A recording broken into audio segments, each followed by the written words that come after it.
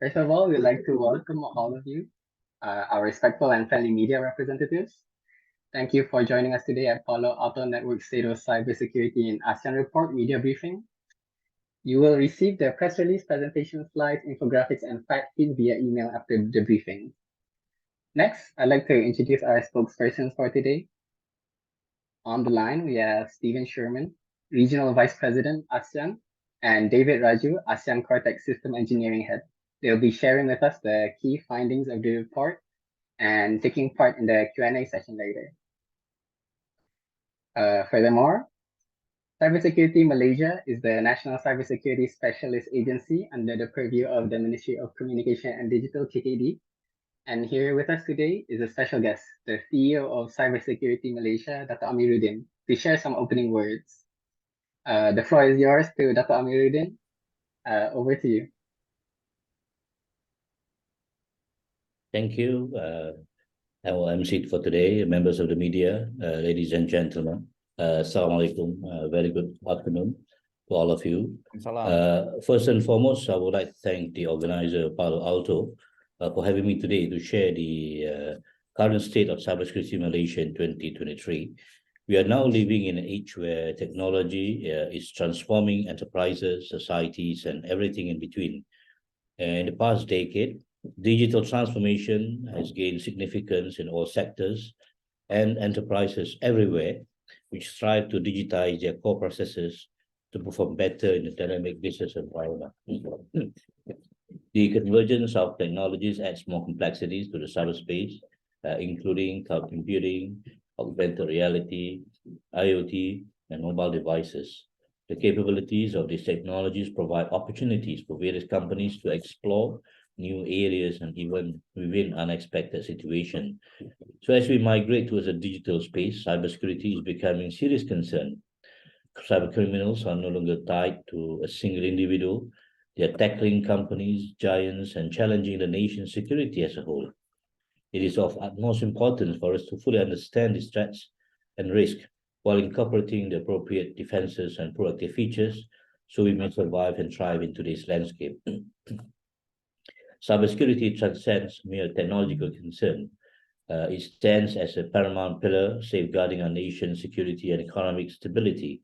Cybersecurity Malaysia is steadfast in its dedication to spearhead the evolution of a more secure and robust cybersecurity ecosystem, thereby fortifying our national security, bolstering economic prosperity, and fostering social harmony.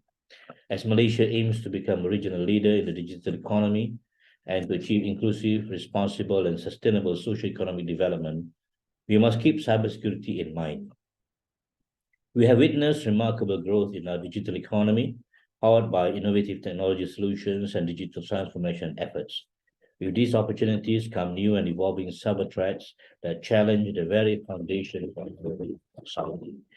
The insights we gain today from Palo Alto Networks State of Cybersecurity 2023 report will complement actually Cybersecurity Malaysia's proactive approach to addressing critical infrastructure issues.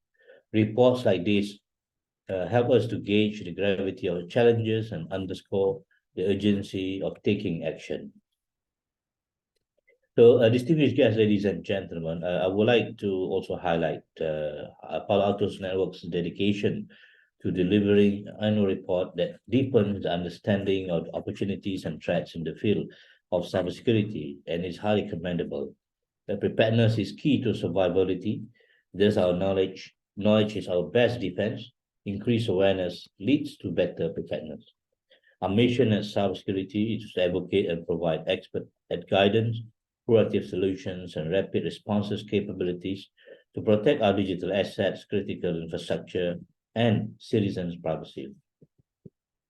We are proud to work alongside organizations like Palo Alto Networks, which share our commitment to advancing cybersecurity in Malaysia. Cybersecurity is a collective effort that requires the active collaboration of various stakeholders, including government bodies, private organizations, and also the general public. We are very much aware that there is no such thing as 100% security. There is still much improvement to be made. We need to increase and strengthen our cybersecurity manpower and professional skills. Previously, traditional security gave value to where user comes from. It uses a lot of trust, because of the user's location or IP addresses, is used to define the user to the system. The old castle and moat mentality that organizations focus on defending their perimeters while assuming everything already inside didn't pose a threat, and therefore was cleared for access. This traditional castle and moat security approach is not working anymore. So one of the inherent problems we have in IT is we let too many things run away too openly with too many default connections. We essentially trust way too much. Thus, in recent years, to respond to the increasing and evolving threats, there has been a shift of network defenses towards a more comprehensive IT security approach that allows organizations to restrict access controls to networks, applications, and the environment without sacrificing performance and user experience. Therefore, we need to adopt a holistic approach in cybersecurity, which includes people, process, and technology. We should also look into approaches such as zero trust, security by design, and defense in depth in order to protect an organization from cyber threats and cyber attacks. Before I end my speech, I would like to say thank you again to Palo Alto specifically. So much once again to the organizers, the participants, and all of you who are participating today, for your interest and active participation. I sincerely hope we all have productive, fruitful event and will find this event beneficial and can be used and applied to your future endeavors. Sekian, wabillahi taufiq wal hidayah. Wassalamualaikum warahmatullahi and very much thank you. Thank you so much, Dato. Thank you for highlighting the importance of reports like this to spread awareness to everyone. So moving on to the findings of the report, we'd like to move on to Stephen Sherman and David Raju to give their findings on the state of Malaysian cybersecurity in ASEAN. Over to you, Stephen. Okay, thank you. Terima kasih to Dato' Amarudin. Thank you very much for your time. I appreciate your honored presence. And I also thank my learned colleague, David Raju, for assisting me with greater intelligence than myself. Okay, where do we start? We're ready to go. I guess, you know, the whole topic of cyber obviously is front and center across the world at the moment, and no different for Malaysia. I'm fortunate enough to be based in Singapore and responsible for Malaysia. It's part of ASEAN, as we all know. In fact, I was only in Malaysia last week for 2.5 days. So I'm regularly in Malaysia. It's very close to my heart. And we're actively involved in working with customers, the public sector, and ultimately to support and assist Malaysians adopt a safer digital way of life. So that's our core focus and mission. David, you want to comment or? No, Stephen, go ahead. We'll comment on the data itself. Yeah. Okay, sure. Okay. So look, I mean, the topic of AI, it's kind of really interesting. Every organization is talking about AI integration technology with their business in various shapes and forms. In ASEAN, so 53% of organizations are talking about AI integration. So that's more than 1 in 2.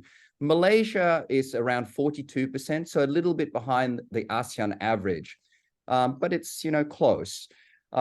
Malaysian organizations also believe the adoption of artificial intelligence will also assist with the identification of things like malware, which is a growing problem. I mean, all of us face malware and ransomware type of incidents. But the important part is I think there is a consensus.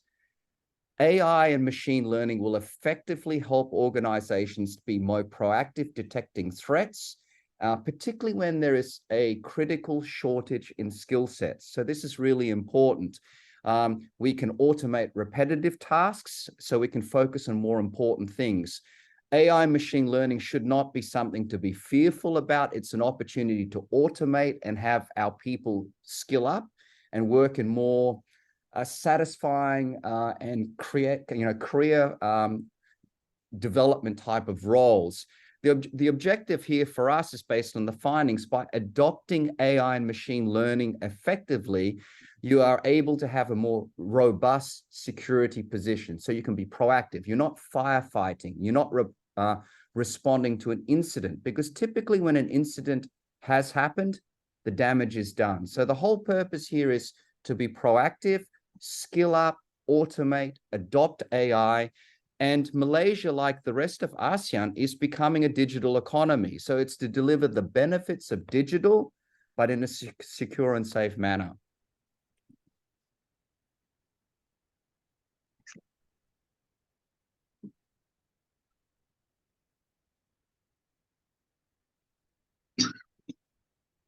Am I expected to say more?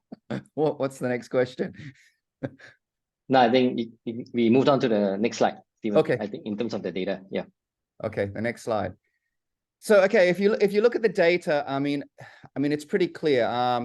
You know, everyone across ASEAN, 90% of organizations are confident in adopting security measures. I mean, everyone knows security is critical. I mean, every discussion around digital now must and should include a security focus or part of their mindset. I mean, this is critical. Smaller businesses, unfortunately, are less confident. And I would suggest there's two elements of this. Firstly, there's this perception.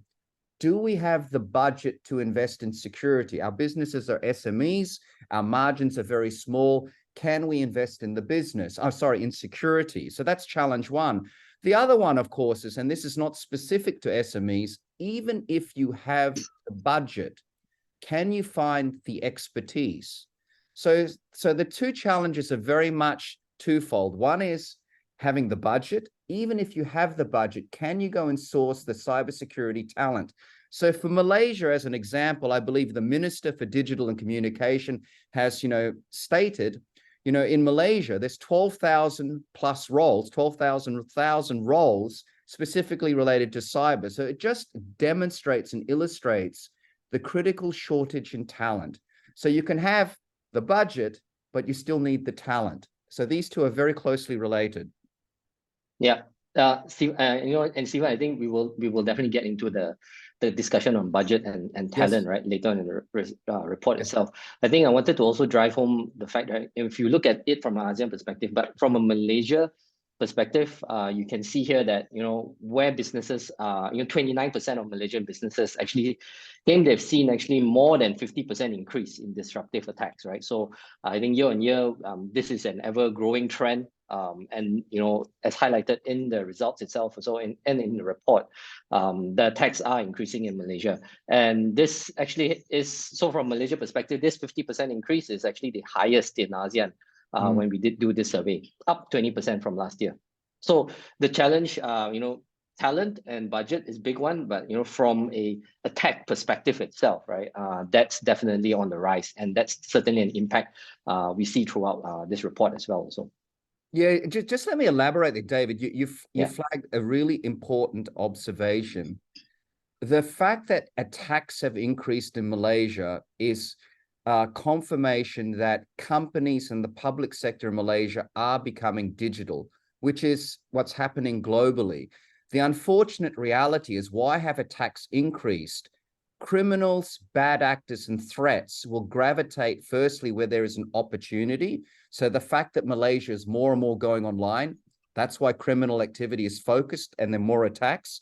But the increase in attacks also means Malaysia, unfortunately, is a target. I mean, criminals and bad actors will gravitate and focus on areas where they can get an outcome. And their outcome is to steal money and or to steal personal data. So that's the unfortunate situation Malaysia is facing. Yeah. Next slide.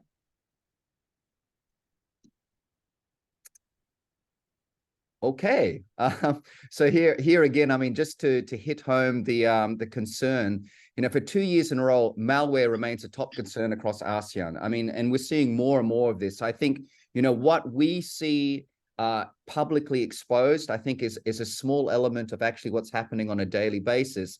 The realm of cyber and the threats and the exposures and the exploits, typically organizations find it very difficult to publicly disclose. I mean, so this is, 2 years in a row, it's increased, but based on the work we do, I mean, it's becoming more prevalent. The other key point here is 84% claim to have developed a 5G strategy. So 5G is being adopted across ASEAN. It's how telcos are moving to the next generation of the network platform. And so this is fantastic for consumers and IoT and factories and state-of-the-art applications. But here's the other side of the equation. 5G, because of the speed and the amount of data that's being used on the network, this will mean there is more data being shared, more personal data being used, and because of that, it becomes more of a target for threat actors. So we need to be very mindful of this. 5G has immense opportunity, but the cyber concern and the threat is very real because of the amount of data that's being used and moved. Yeah. So thanks for that. I think that's a good context, Stephen. I think zooming in into Malaysia itself. Earlier we talked about the concern, and we saw the rise in disruptive attacks that in Malaysia. So what exactly is that, right? And if you drill down into that attacks, ransomware, right, for 2 years in a row, has been the top concern when it looks at malware, and then from within the malware, it's ransomware. And this is, as we've seen in the unfortunate events and all that in the news, some of these organizations have been held ransom.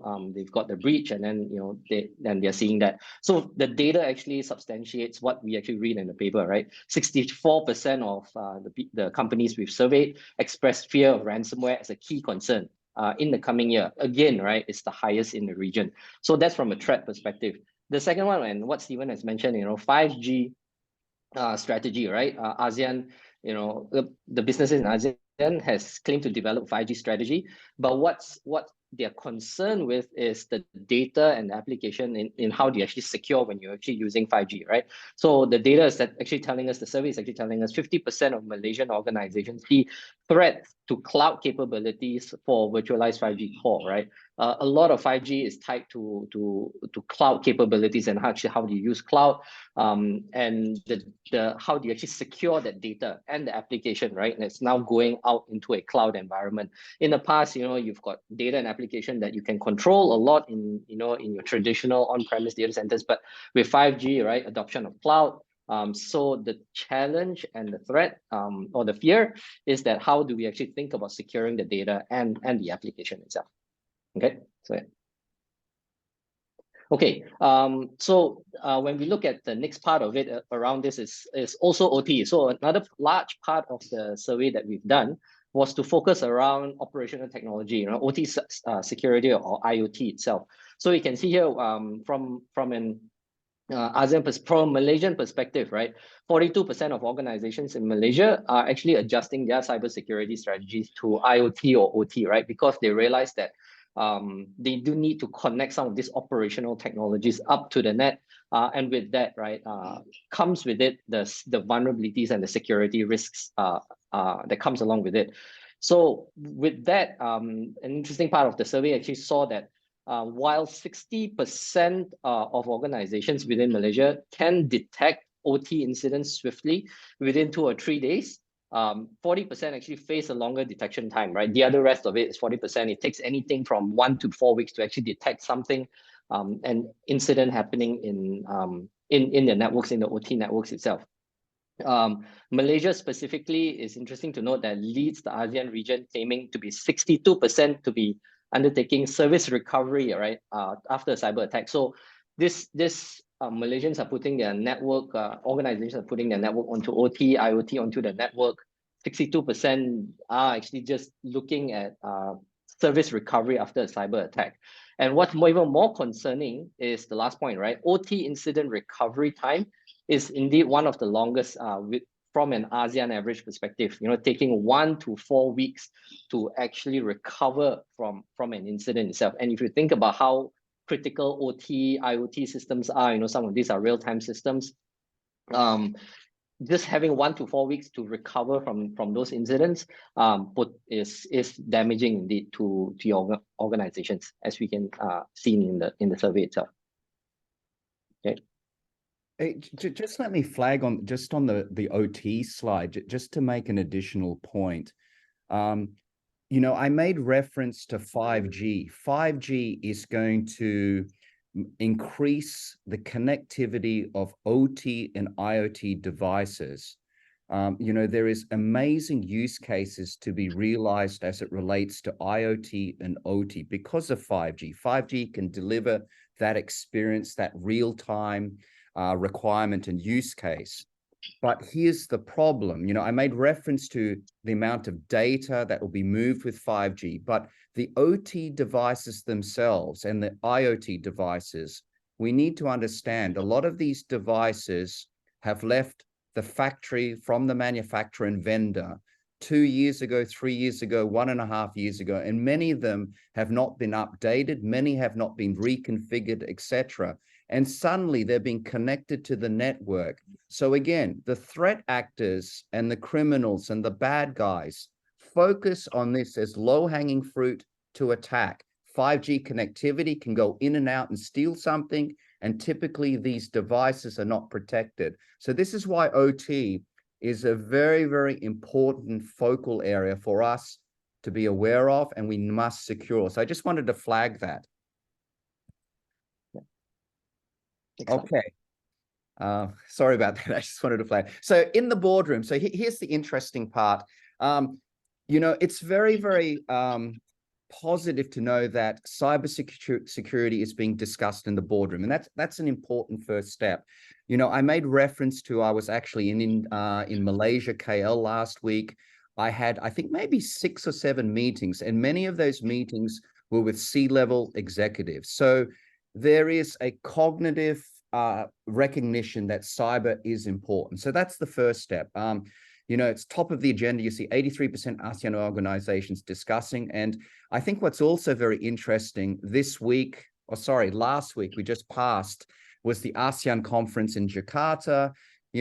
On the ASEAN agenda, cyber was one of the agenda items. Now think about it, 2-3 years ago, even 1.5 years ago, cyber would not appear on the ASEAN agenda between heads of state, government to government. So that's a very positive thing. And we at Palo Alto Networks, we play an important role talking to the public sector and to the government. And importantly, we have a seat in the boardroom to help educate, give information, give insights into the threat landscape. And ultimately, we want to help people to be aware of the threat. Being aware of the threat is the first important step in talking about it. So that's the key point I wanted to make here.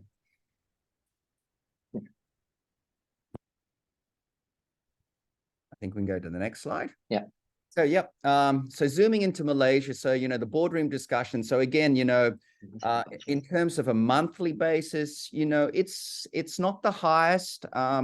It's not the lowest, but, there's room for improvement. I think, from a quarterly basis, it's down at the lower end. So they're discussing at least on a quarterly basis, and it's an increase. So there's definitely an improvement. I can tell personally from my experience, 12, 18 months ago, it would be very difficult to get a C-level boardroom discussion on cyber. That is not the case now. And again, I think it speaks to the fact that organizations, because of COVID and the public sector, realized, let's become digital. Let's put information online. Let's provide services online. So there is a focus to deliver better public sector and private services, but at the same time, there is a recognition of the potential threat. So it is being discussed in the boardroom. It's been a significant increase in Malaysia from 46%, but there's always room to improve. And our objective is to make sure this becomes an agenda item that a boardroom must discuss. I can tell you, just from experience globally and across ASEAN and across JPAC, in some countries, the regulations now make it a requirement that cyber is a responsibility of the C-level.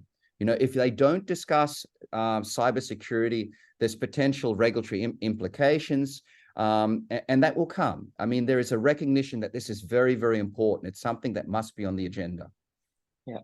Yeah, Stephen, I think I can attest to that, right? Recently, I was also invited to speak at Invest KL, arranged by Bursa Malaysia. So, interesting session. You've got all the people from corporate sector and from finance and the investment community there, right? And one of the topics was actually cyber, right? Cybersecurity. How do you actually look at cloud adoption, data center adoptions, and all that, and of what's the implication around cyber? So I think that the data that we're getting, the insight we're getting from this, 80% of Malaysian businesses are discussing cybersecurity at least on a quarterly basis, and you can see the breakdown there on a monthly and both on a quarterly basis. Numbers we would definitely love to see increase, as we continue to run this into that in the coming years as well, right? So that's at the boardroom level. The next slide is talking about the budget. I think Stephen has mentioned the budget has definitely seen an increase. So consistently, what we're seeing with the survey and the report that we've done here, you can see here Malaysia is actually leading. I think in terms of budget, 79% have stated that there have been increase in budget in Malaysia specifically. And when you drill that down, 33% of the Malaysian organizations we've surveyed said that more than 50% increase, right, in terms of budget. They have managed to get budgets out of that in 2023. Again, heartening to see one of the highest in ASEAN from a cybersecurity budget spending perspective. So that's a Malaysian focused statistics for with regards to the result itself. Next slide. Yeah. Okay, I think this one's me. Cyber security outlook in ASEAN. So, it's the top cybersecurity strategies, adopting cloud. So most organizations now, so 44% are talking about adopting cloud security. The reason being is more and more applications are being put into the cloud. So if you're putting more of your information into the cloud, obviously cloud security becomes a focal. So we're starting to see more and more of this. Identity and access management, of course, this is another key area of focus that we're seeing a lot of, because there needs to be validation. Is this really Stephen that's connecting, accessing the applications? Is this really David Raju? So we're starting to see this.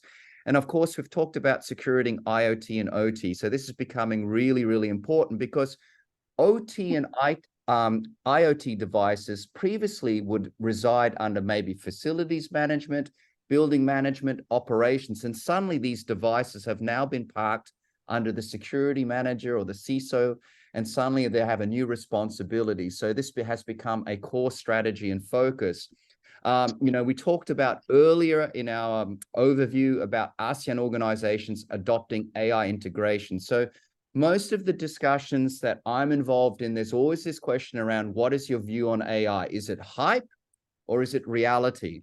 I can tell you for Palo Alto Networks, this is not something new for us. We've had the fortunate ability for many years now to be collecting data, getting predictive insights into the data, building AI and machine learning algorithms to do predictive analysis, to be proactive in cybersecurity. So for us, AI is very much a reality of how we operate, and it allows us from being reactive to proactive. So what we're starting to see in ASEAN is a reflection of what the journey we went on in an organization. And what makes it very exciting for Palo Alto Networks is us providing our expertise to help organizations with this journey to adopt AI and integrate AI into your operations. Stephen, it's interesting that some of the folks on the call now are using AI even to even record this chat. So there you go. There you go. Okay, next slide. Okay, so what Stephen gave was the outlook for ASEAN. Now zooming in into Malaysia, giving you a Malaysian context around this, it's a little bit different for Malaysia. I think number one was still around cloud security, given the amount of the digital push in terms of push, and we see organizations definitely adopting cloud security. It's unsurprising to see that the number top cybersecurity strategy, 52% in Malaysia, when we surveyed them, are prioritizing adopting cloud security as part of their overall cybersecurity strategy, right? Because moving critical data, like what Stephen has mentioned, moving critical data applications to the cloud, we do need to make sure that the cloud security is actually secure. And securing the cloud is actually quite different from securing how you do it in the traditional, the legacy way of doing it on premise. So that's the top. The outlook, we are seeing that adopting cloud security as part of the cybersecurity strategy. Interestingly, a little bit different from the ASEAN data, 43% of Malaysian organizations surveyed are looking at endpoint protection as their second focus. with regards to the strategy itself. Now, when it comes to AI, we've seen this. We definitely use it within Palo Alto Networks itself. Now, if you look at Malaysia's perspective, it's a little bit more interesting, right? In Malaysia, organizations are showing higher interest in deploying big data and data lake applications. So this is coming in at 60%. And I think that's important, right? That any good fundamental AI technology really relies on good data and the ability to collect data. So hence, making sure that we're collecting good data, having this big data lake applications, in this case, 60%. Is where we're seeing, and only 42% of Malaysians organizations we surveyed are really looking at AI at this point in time. So this is the outlook that we're seeing for Malaysia that we've captured in the survey. Okay, and with that, we've come to the end of the report. So I think we're good to go. A lot of data you, points, Stephen. but we're happy to answer some questions here. So Aaron, I believe I just heard your voice or you're typing. So hello, Aaron.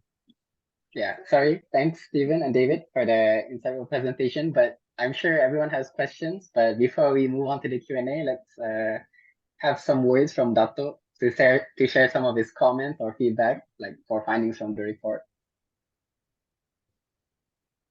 Thank you, Azim. Thank you to Stephen and David for the briefing. I think looking from the slide presentation, I have few comments. First, on the budget allocation and confidence level. I'm happy to see that Malaysia is, I would say, increasing their budget allocation for cybersecurity in 2023, and in fact, the highest in Southeast Asia. So that's good news. And the other thing I can see also from the stats that close to 90% of Malaysian businesses feel confident that the current security measures I would say sufficient, and this shows positive trends in terms of cybersecurity preparedness. But I believe that it also relates to many of them the large organizations. Because the same slide also present about the small and medium companies that have less confidence compared to the big companies. So this is something that an area that can be worked on to be strengthened in context of Malaysia.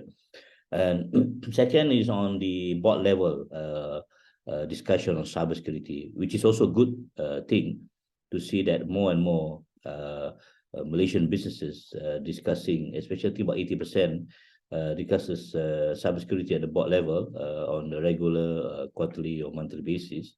This shows a strong commitment to cybersecurity awareness and governance.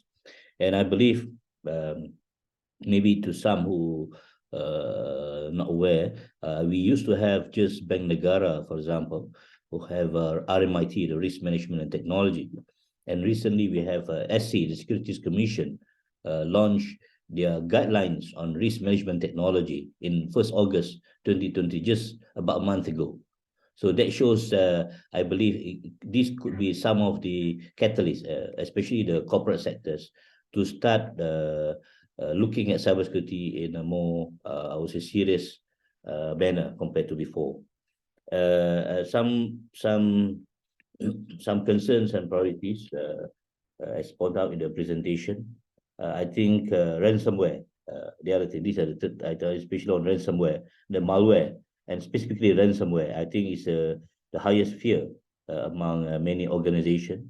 In fact, at our Cybersecurity Malaysia, we have our Cyber 999 help center where netizens can report various incidents to us.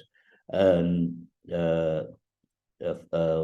malicious code, we call it, or basically a sub of that is ransomware, is actually the top, normally the top 3 incidents being reported. So ransomware is a growing trend in Malaysia, but I think it's also growing in Southeast Asia, as mentioned just now in the presentation.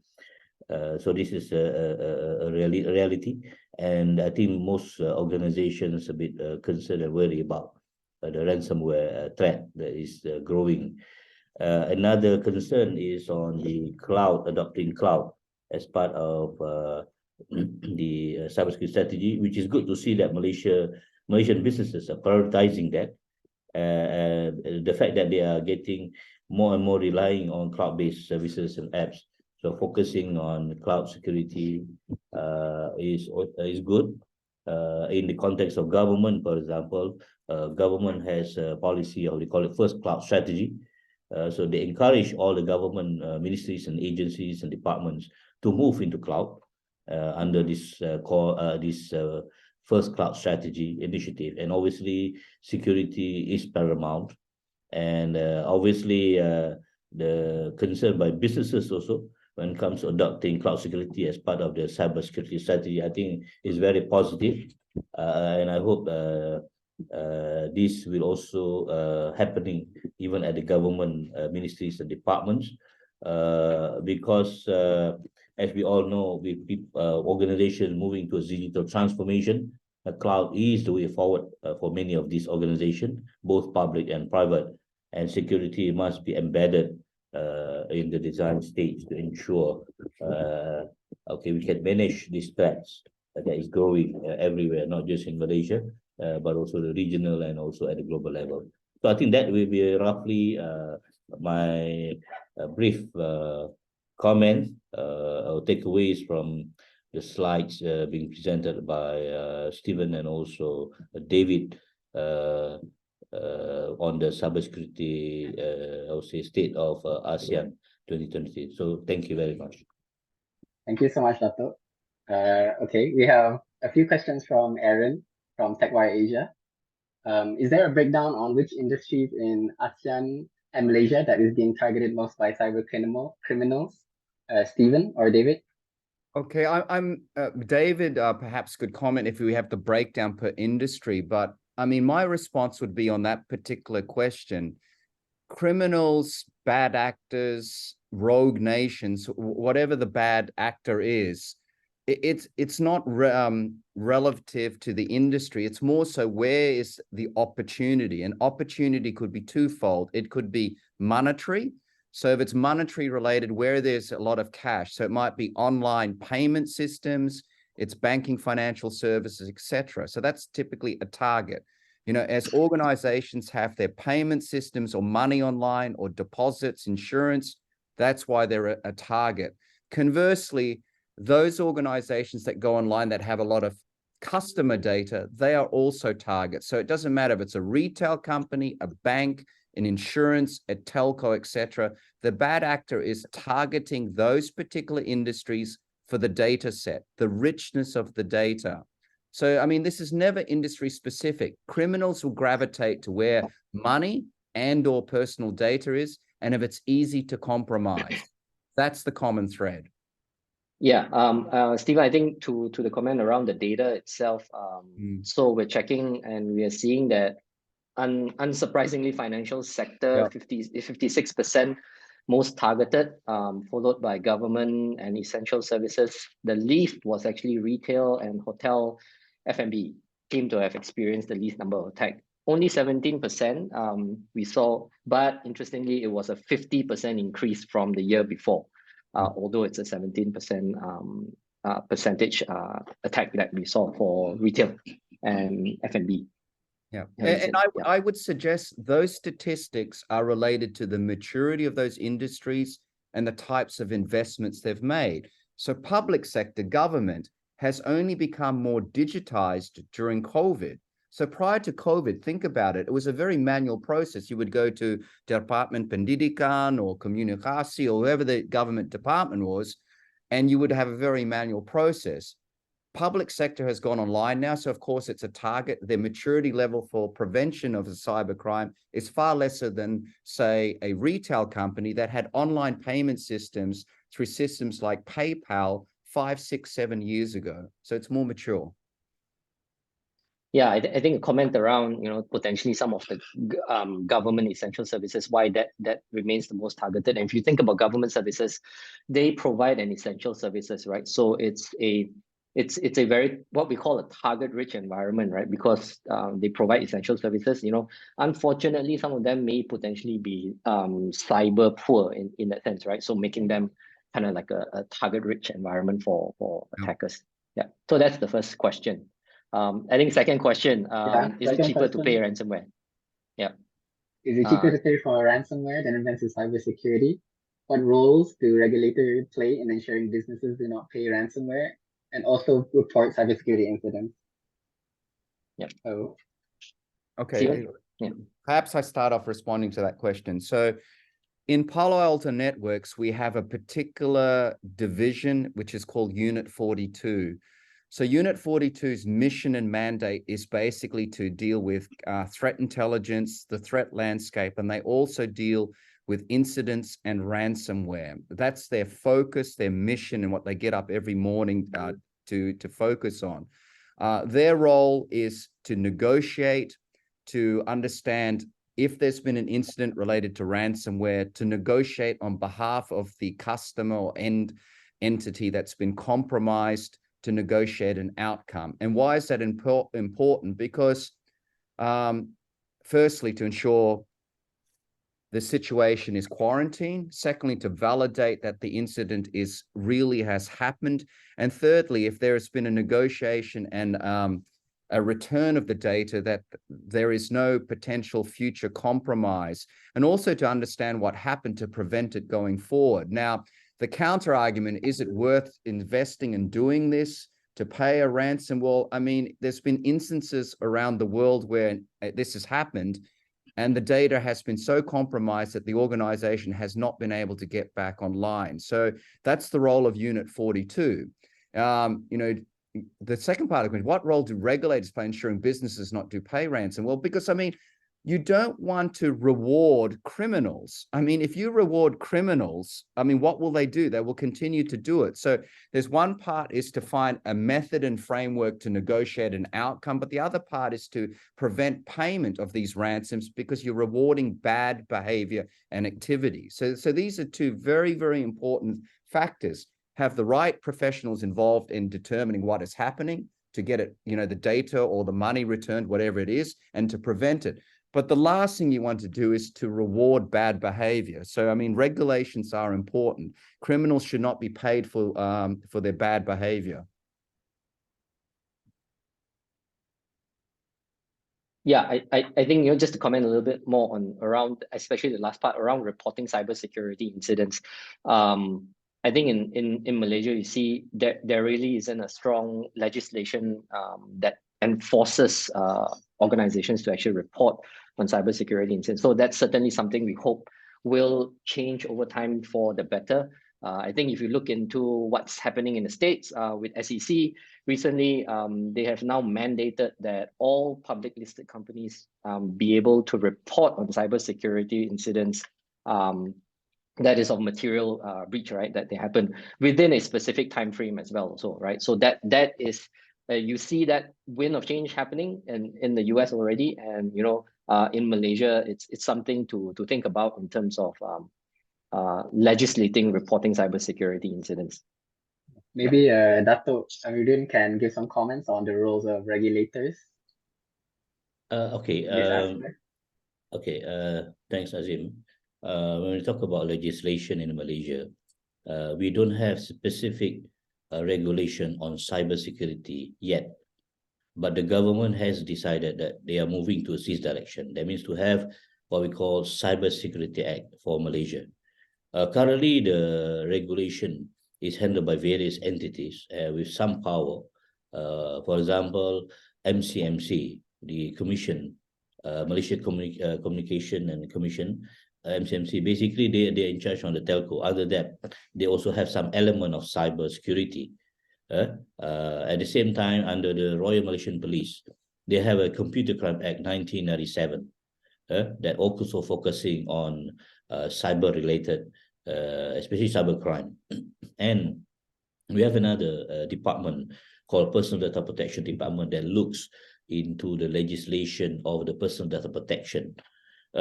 So currently, these entities looking into even amending and I would say strengthening the legislation themselves. Because if you look, for example, the Personal Data Protection Act 2010, this is 2010 I'm talking about, being gazetted for quite a while, even before the establishment of the GDPR. Okay, so there are a lot of things that had happened since then.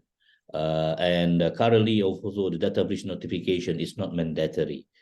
So now the government realized this, and Personal Data Protection Department is currently doing roadshows, engagement with the various stakeholders. I think they are looking into possibly amending the Personal Data Protection Act by, if not end of this year, sometimes early next year. To strengthen that, and that it will include the data mandatory reporting. If I'm not mistaken, based on what I've got, they are going to push for data breach notification. It's mandatory for those that involved in the data breach incident. At the same time, Multimedia Commission, MCMC, if you look at the current act, it is 1998 Communication and Multimedia Act. That's 1998, even older than 2010. Then technology changed so fast, and they are really now also making an amendment and in trying to get various input from the various stakeholders, incorporating the latest development and technologies. I believe they are also pushing themselves to amend this Communication Multimedia Act, either also end of this year or early next year. So actually, the end of this year or next year will be a very busy time when it comes to legislation and regulation in the country. I mentioned just now this Cybersecurity Act. Okay, in Malaysia, we have one entity called NACSA, the body under the National Security Council. They are currently the driver who is working to develop this Cybersecurity Act. And they are also in the process of engagement. They have done several engagement, and I was informed that they are targeting also end of this year or sometimes first half of next year to get it, I would say, approved and also brought to the parliament. So this will be sort of like the overarching central legislation or regulation with regards to cybersecurity. So you can see the development in Malaysia.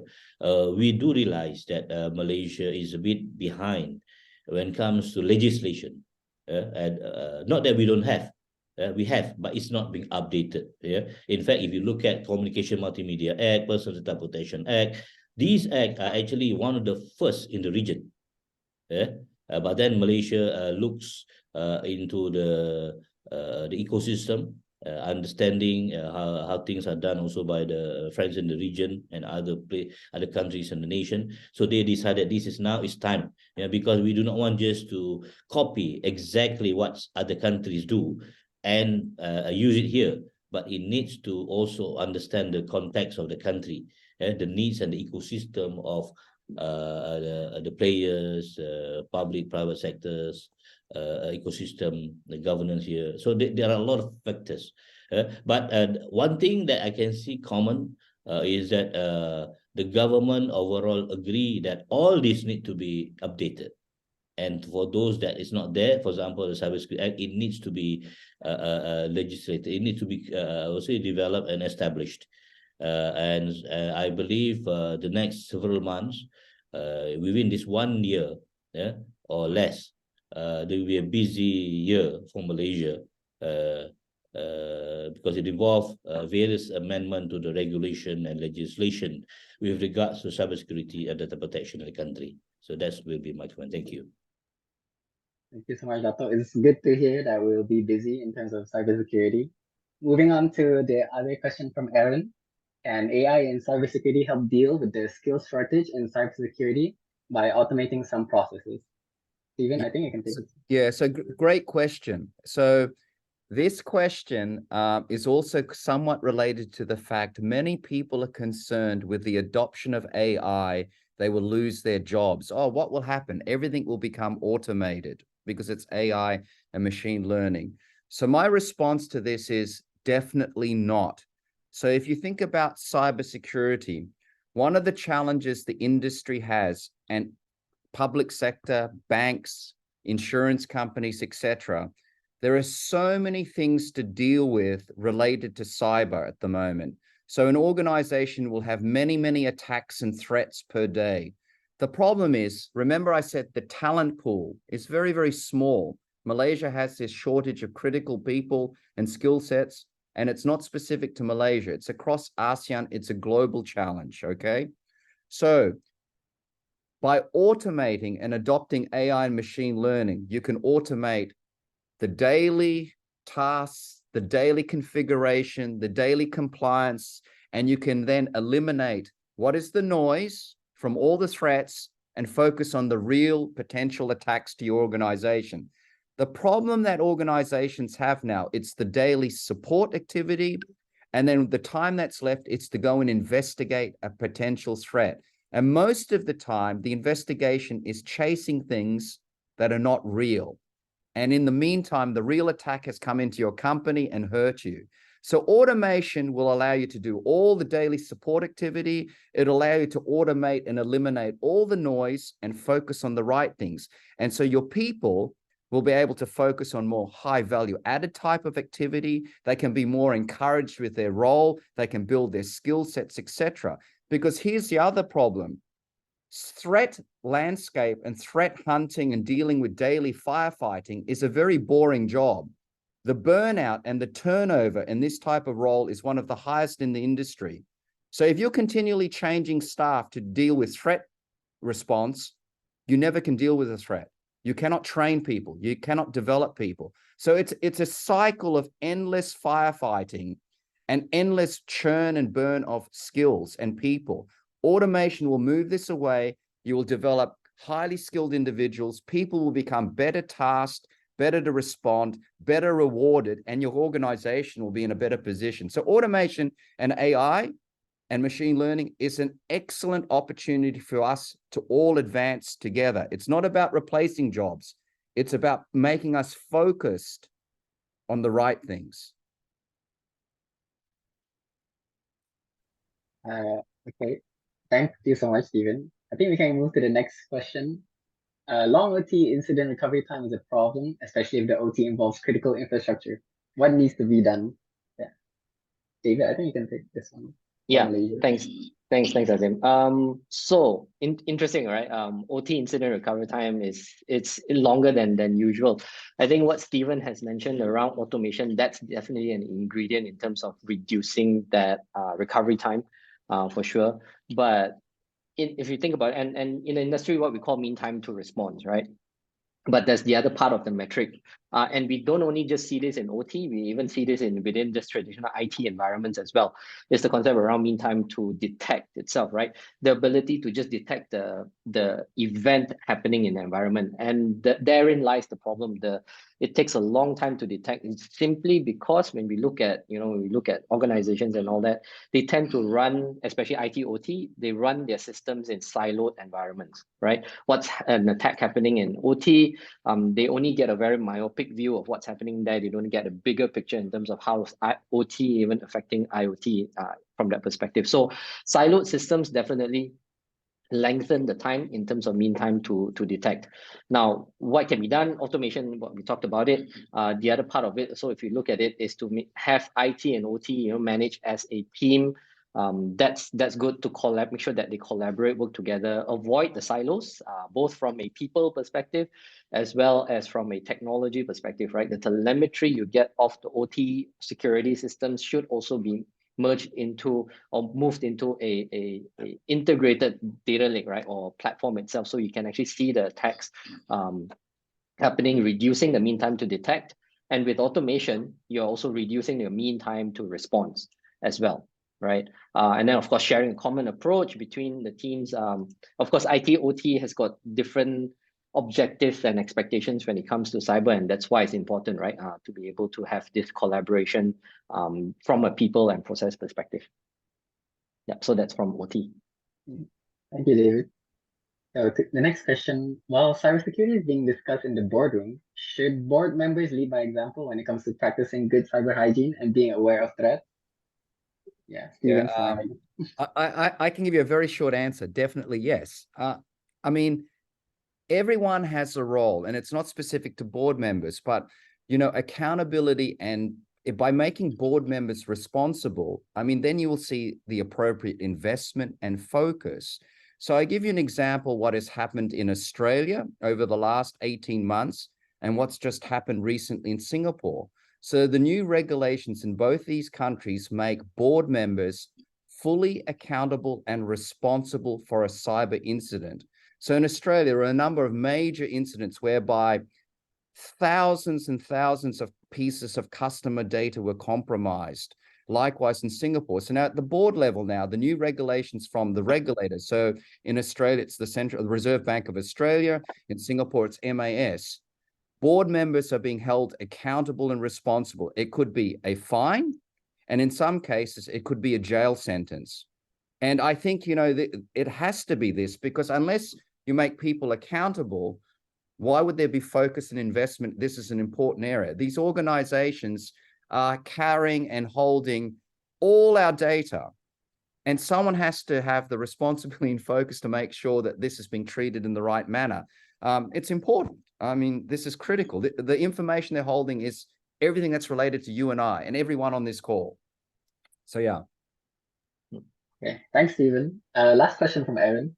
Can you share some of the customers you're working with in Malaysia improving their cybersecurity? Any government sectors and agencies involved? You can answer this, David. Yeah, sure. So Palo Alto Networks has been in Malaysia for a long time.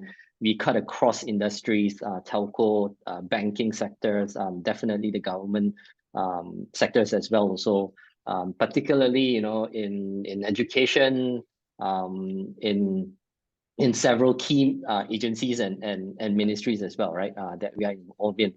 I think more importantly, not only is the customer, but really what are we doing with them, right? With regards to working on their cybersecurity strategy. So one of the big focus that we have today is, and if you look at a cybersecurity today, and this ties to, I think, the question that, later that Jeevan asked, right? It seems like, it's very reactive, very proactive, reactive approach, from how we actually position our technology.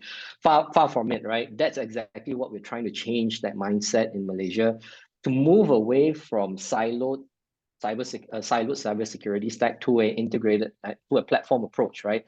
To make cybersecurity simple, we take on all the hard work of integrating it so that we can be proactive. In that sense, right? I talked about, as in the US, SEC, right, is now mandating public companies to report material breach in 4 days, right? In 4 days, they must report. Now, what is concerning is that our own Unit 42 research shows that on average, an organization takes 5.5 days to even just detect the attack in the environment, and takes longer to even respond to that. So there's definitely already a disconnect there, because as regulatory requirements saying that you must report in 4 days, but organizations just cannot cope with that. And the reason for that is because it's not proactive, right? The data is coming in, it's only after the fact. We're trying to figure out all the data silos, stitch the information together from different technologies, and then try to put a story together how the attack happens, right? So we're changing that mindset, and we need to do that. All starts with good data, platform approach, and then of course applying AI and automation onto that as well. And that's how we really get into a more proactive approach when it ties into Jeevan's questions there. Yeah, actually, I'd like to add a response to this particular comment. It seems like Palo is still focusing on reactive. So Palo Alto Networks has been for a long time of the position to be reactive. The damage is already done. So I give you some examples. So SolarWinds, Log4j, we as an organization knew these threats were coming long before these became public statements and public incidents. We took a proactive position to advise our customers and also government agencies. For example, the most recent Log4j was coming.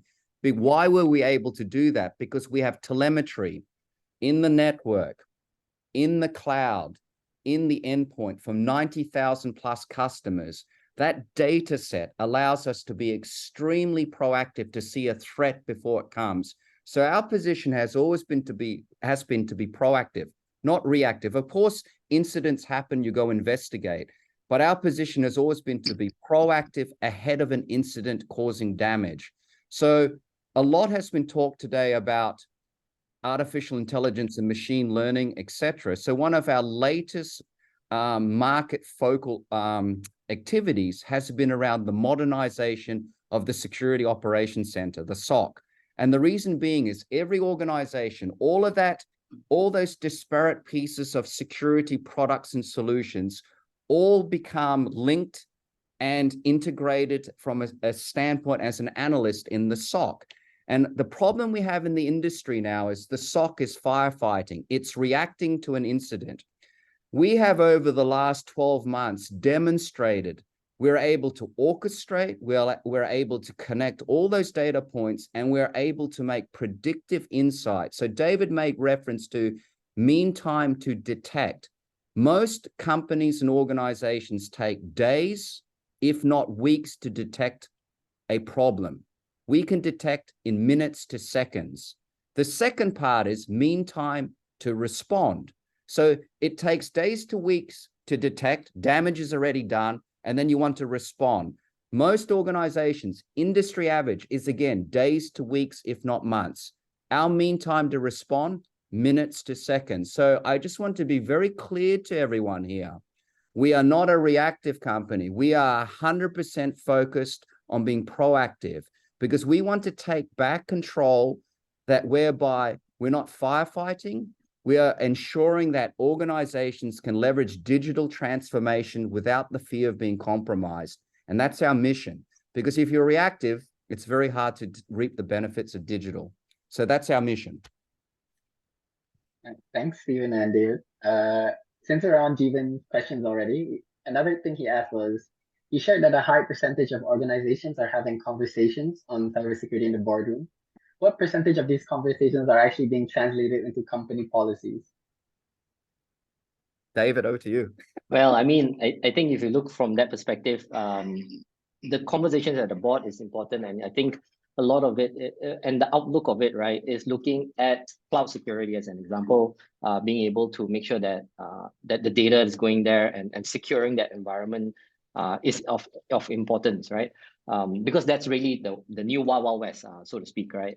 That's where a lot of the transformations are happening. So the ability to make sure that you are now having you have good visibility and protection capabilities on those new environments are important. So I think in terms of the data itself, the percentage, I don't think that was a question we asked. So that's not something that we'll be able to comment on, on the number itself.